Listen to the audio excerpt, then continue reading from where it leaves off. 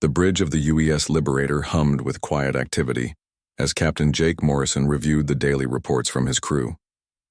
The massive starship drifted silently through the outer rim of the solar system, one of 12 vessels patrolling Earth's boundaries.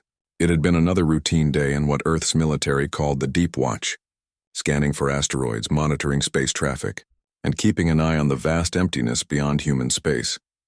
Lieutenant Amy Rodriguez sat at her communication station, her fingers dancing across holographic displays as she monitored dozens of frequencies. Most of the chatter was routine, ships calling in their positions, cargo haulers requesting docking permissions at the orbital stations around Mars. She had been doing this job for 3 years, ever since graduating from the Naval Academy, and the work had become second nature to her. Then something changed. Amy frowned as a new signal appeared on her screens, weak and fragmented but definitely artificial. The signal was coming from deep space, far beyond any known human outpost or shipping lane. She adjusted her equipment, trying to clean up the transmission, but the data was corrupted and broken into pieces. "Captain Morrison, sir," Amy called out, her voice carrying across the bridge.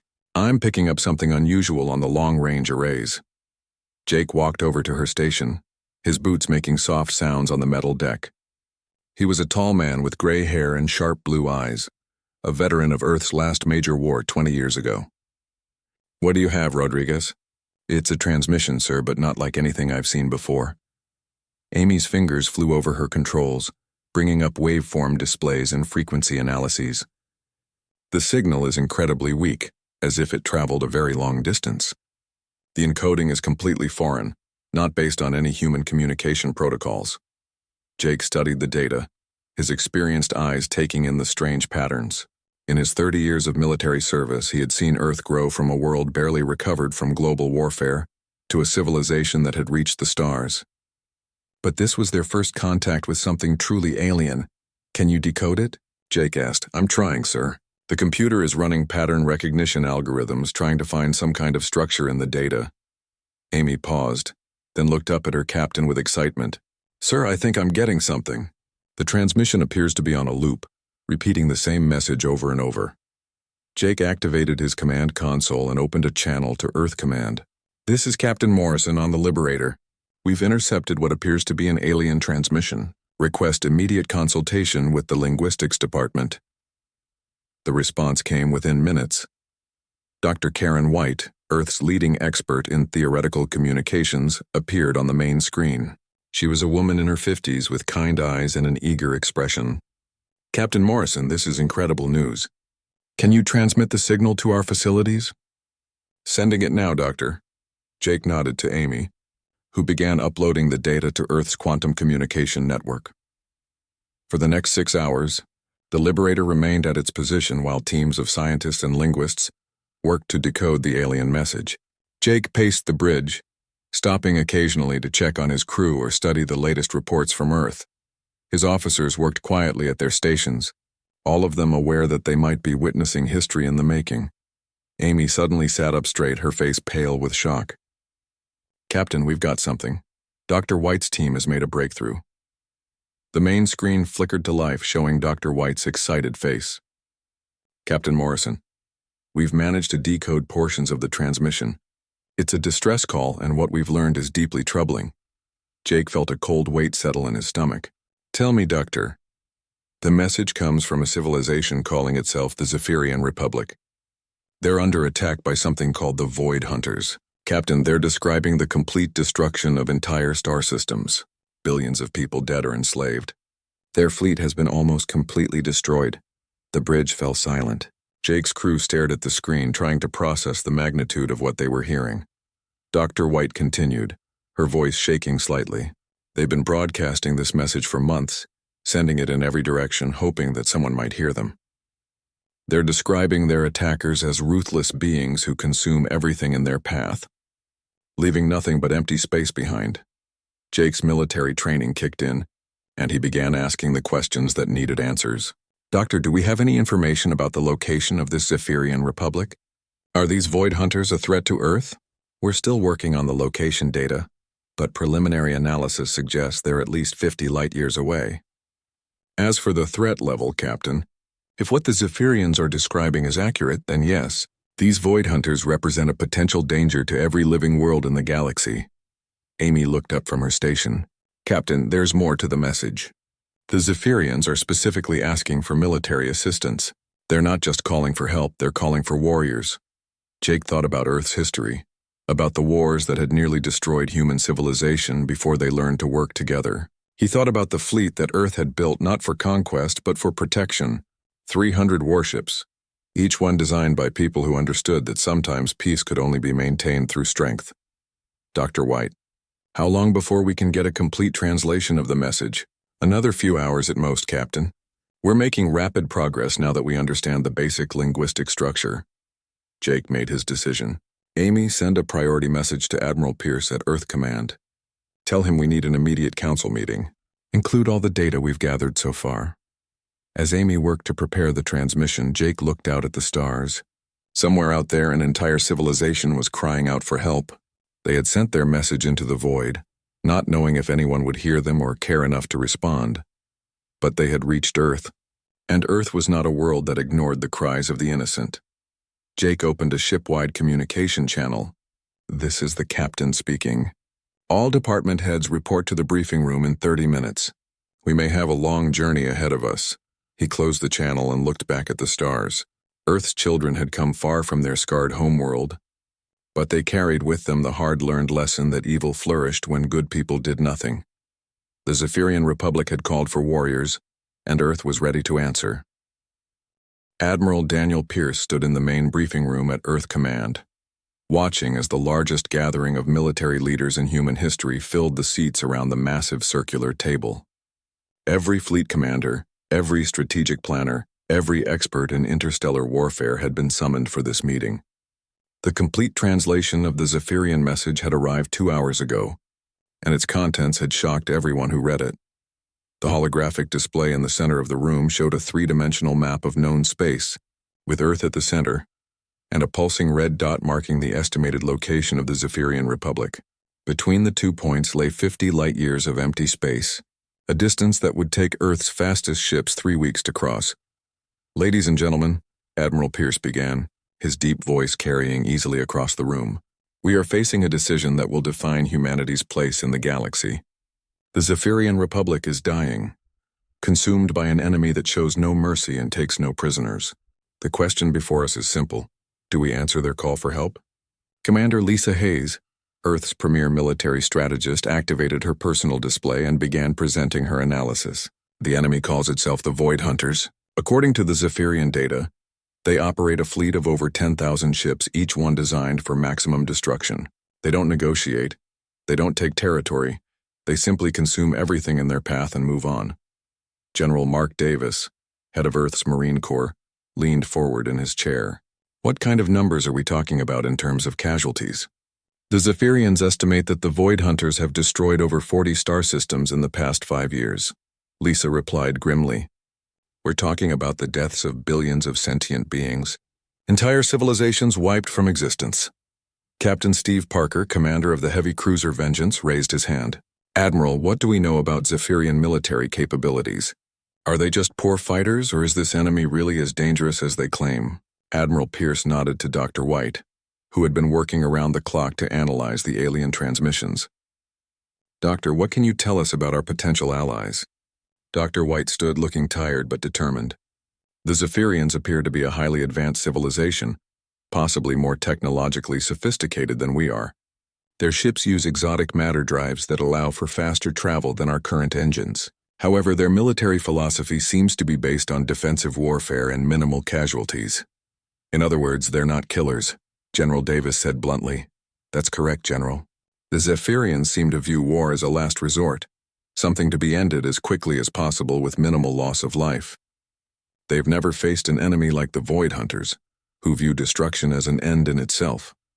Colonel Beth Turner, who commanded the carrier Thunderstrike, spoke up from across the table. Admiral, what's our current fleet strength? How many ships can we deploy for a mission of this scope? We have 312 operational warships, Admiral Pierce replied. That includes 47 heavy cruisers, 89 destroyers, 36 carriers, and the rest support vessels. Every ship is combat-ready and fully supplied. The room fell silent as everyone absorbed the numbers. Earth's fleet was the product of decades of careful planning and construction, built by a species that had learned the hard way that peace required the ability to defend it. Commander Hayes brought up tactical displays, showing Earth's warships. Our vessels are designed around a simple principle: overwhelming firepower combined with maximum survivability.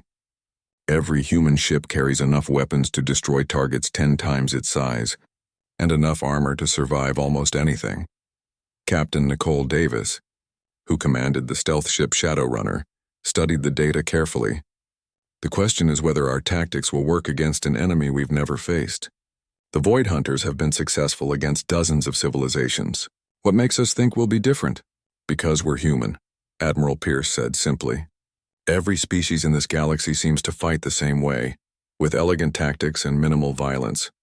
We learned a different lesson during our wars on Earth. Sometimes the only way to stop evil is to hit it so hard that it can't get back up. Lieutenant Commander Ryan Clark, Earth's top tactical officer, activated a series of combat simulations. I've been running scenarios based on the Zephyrian data. Our standard battle doctrine should be highly effective against the Void Hunter fleet composition.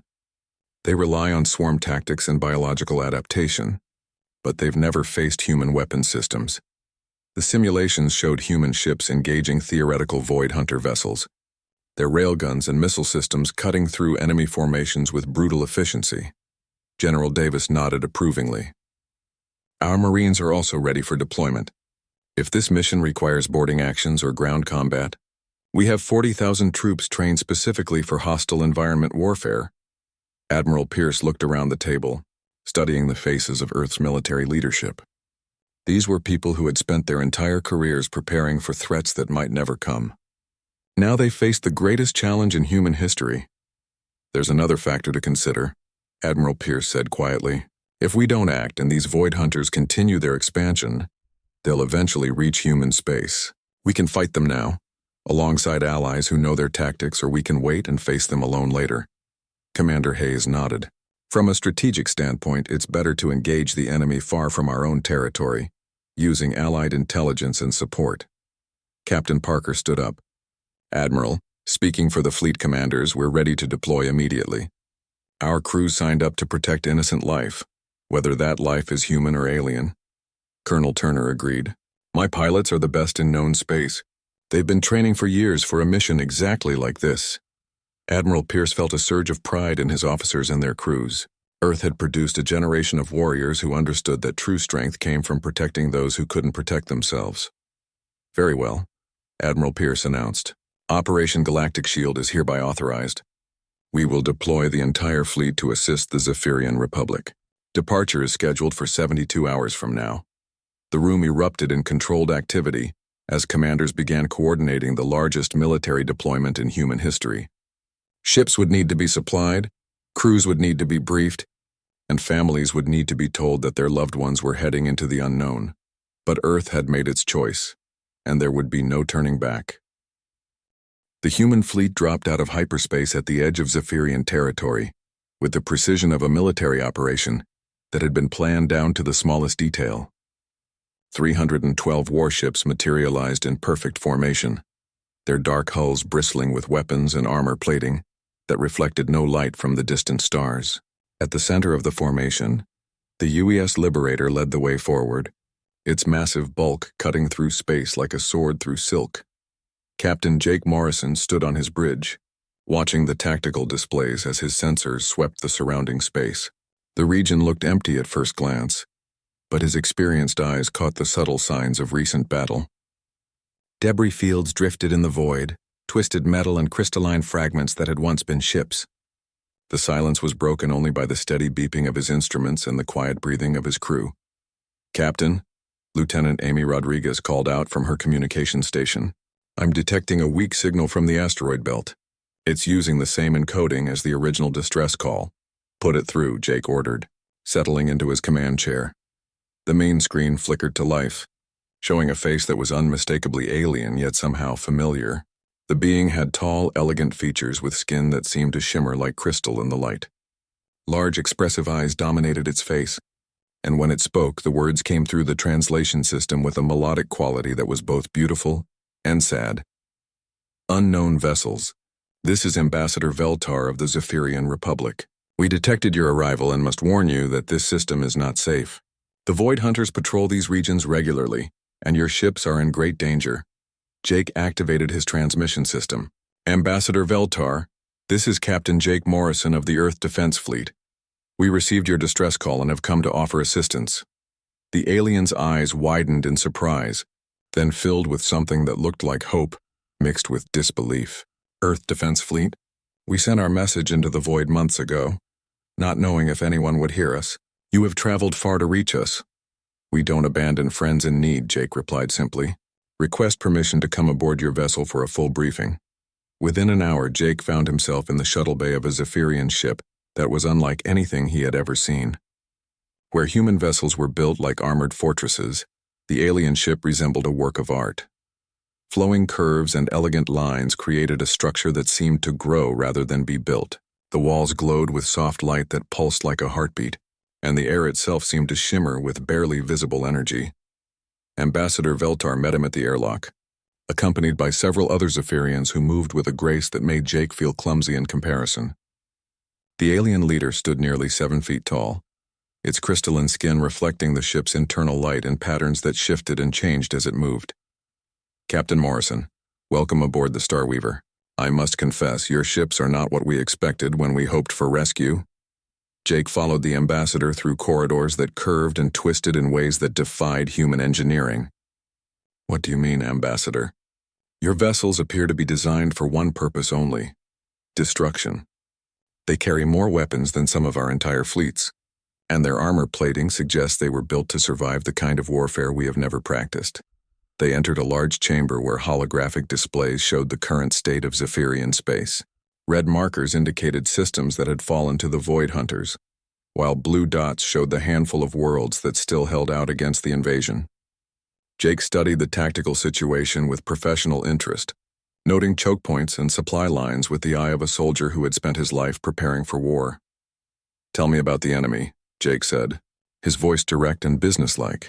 Ambassador Veltar activated a series of recordings that made Jake's blood run cold. The Void Hunters were creatures of nightmare, beings that had merged with their technology to create living ships that could adapt and evolve during battle. Their vessels looked like massive insects or deep-sea predators, all teeth and claws and hungry organic curves. They consume everything, Veltar explained, his musical voice heavy with grief. Planets, ships, people, even the very energy of stars. Nothing is sacred to them, nothing is spared. They take what they need to grow their fleet and destroy the rest. Jake watched footage of Void Hunter ships stripping a world bare, their feeding tendrils reaching down from orbit to drain every resource from the surface. The planet they left behind was a lifeless husk. Its atmosphere gone, its oceans dried up, its population vanished without a trace. How many ships do they have? Jake asked. Our last intelligence reports indicated over 10,000 vessels, ranging from small fighters to massive bio-dreadnoughts that stretch for kilometers. Their largest ship, which our people call the Great Devourer, is said to be over 30 kilometers long. Jake felt a familiar excitement building in his chest, the same feeling he had experienced before every major battle of his career. The enemy was large, dangerous, and completely without mercy. In other words, exactly the kind of threat that human military doctrine was designed to handle.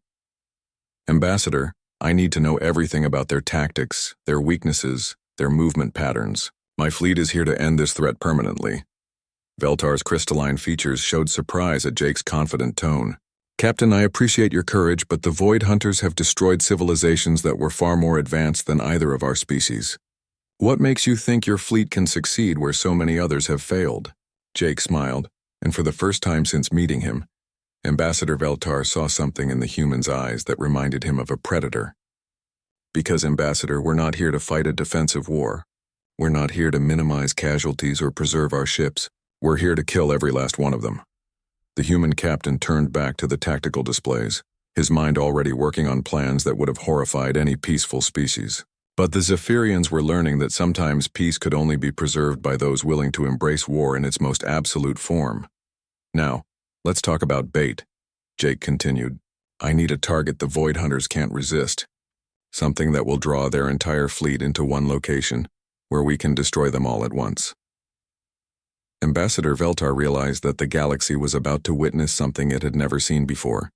Humanity unleashed in defense of innocent life. The trap was set at Serenity Prime, a beautiful world that had once been home to 12 million Zephyrians. Major Carl Johnson watched from the command post as the last civilian transport lifted off from the planet's surface, carrying the final group of evacuees to safety behind the asteroid belt, where the combined human and Zephyrian fleets waited in silence. The evacuation had taken 3 days of careful planning and precise execution, but now the world below appeared to still be inhabited and thriving. Carl's Marines had worked around the clock to maintain the illusion of normal planetary activity. Automated systems kept the lights on in the major cities. Traffic simulators sent signals through the transportation networks, and communication arrays broadcast routine civilian chatter into space. To any observer, Serenity Prime looked like a rich target full of resources and innocent lives. "All units, this is command." Carl spoke into his communication device. "Final sweep complete. All civilians have been evacuated safely. The planet is yours, Captain Morrison." 3 light years away, Captain Jake Morrison received the confirmation aboard the UES Liberator.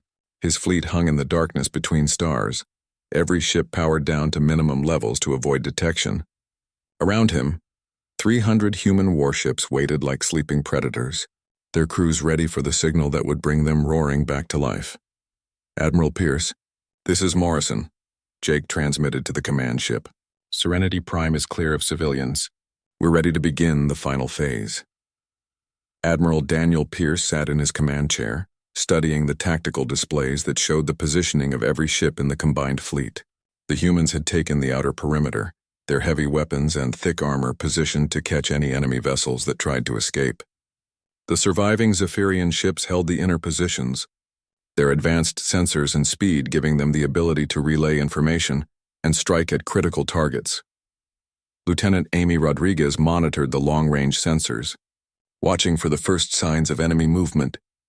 The quantum beacons that Captain Nicole Davis and her stealth team had placed throughout the system would give them advance warning when the Void Hunters arrived. But the waiting was always the hardest part of any military operation. Then the sensors screamed. "Contact," Amy called out, her voice cutting through the bridge's quiet atmosphere. Multiple hyperspace signatures detected. Range 50 million kilometers and closing fast. Jake felt his heart rate increase as the familiar pre-battle tension filled his body. "How many ships?" "I'm reading over 8,000 vessels, sir. They're coming in fast and in formation. Estimated arrival at Serenity Prime in 47 minutes. Admiral Pierce's voice came over the fleet communication network. "All ships, this is command. Execute Operation Endgame. Repeat. Execute Operation Endgame." The space around Serenity Prime suddenly came alive with the fury of 2 civilizations united in war. Human ships materialized from hyperspace in perfect formation, their dark hulls now blazing with the light of active weapon systems. The Zephyrian vessels emerged from their hiding places among the asteroids, their crystalline hulls gleaming like deadly jewels in the starlight. But the enemy they faced was beyond anything either species had ever imagined. The Void Hunter fleet filled space with living nightmares. Ships that looked like massive insects crawled through the void on legs made of metal and flesh.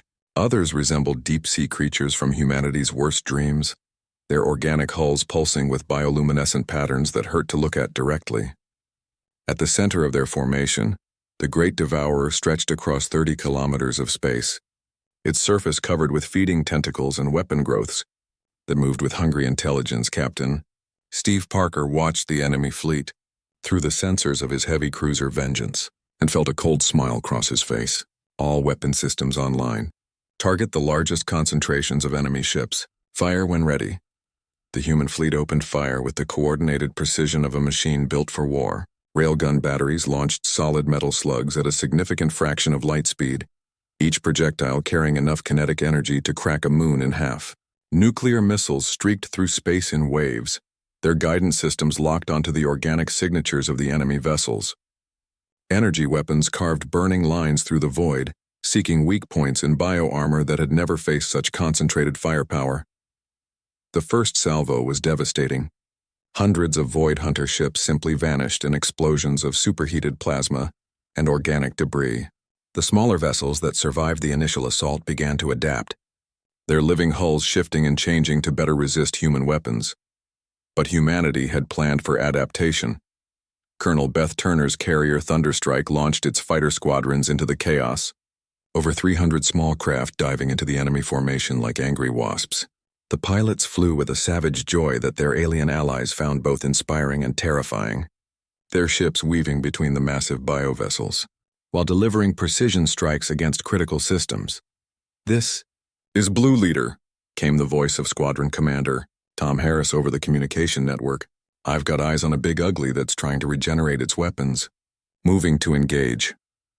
Tom's fighter screamed between the tentacles of a Void Hunter cruiser, its weapon systems targeting the nerve clusters that controlled the creature's defensive systems. His missiles found their mark, and the bioship convulsed in agony as its weapon growths withered and died. The Zephyrians fought with desperate courage, their elegant ships dancing between the enemy vessels while their advanced energy weapons sought out the weak points that only they knew how to find. Ambassador Veltar commanded a group of crystal-hulled destroyers that moved like silver lightning through the battle, their weapons disrupting the bioship's nervous systems and leaving them helpless before human firepower. But the Void Hunters were learning and adapting with frightening speed. Their ships began to merge together, creating larger and more dangerous configurations. Boarding pods launched from the Great Devourer, carrying warrior parasites that could take control of enemy vessels from within. Commander Lisa Hayes watched the battle unfold from her position on the command ship and saw the pattern emerging. "Admiral, they're adapting to our tactics faster than projected. We need to implement Protocol 7 immediately." Admiral Pierce nodded grimly. Protocol 7 was humanity's most extreme tactical doctrine, developed during Earth's worst wars when survival required abandoning all conventional military wisdom. "All ships, execute Protocol 7. Break formation and engage at will." The human fleet suddenly scattered like an explosion, every ship abandoning coordinated tactics in favor of individual combat. To the Zephyrians it looked like madness, but it was actually the ultimate expression of human tactical flexibility. The battle for the galaxy had truly begun. The chaos of Protocol 7 spread across the battlefield like wildfire as human ships abandoned their formations and began fighting as individual hunters.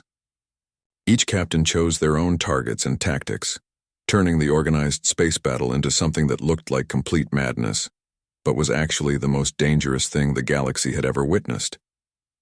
The Void Hunters had adapted to fight coordinated fleets, but they had never faced an enemy that could switch from perfect organization to controlled chaos in seconds. Captain Jake Morrison piloted the UES Liberator through the enemy formation like a predator stalking prey. His massive ship twisted and rolled between the biovessels, its weapon systems firing continuously at anything that moved.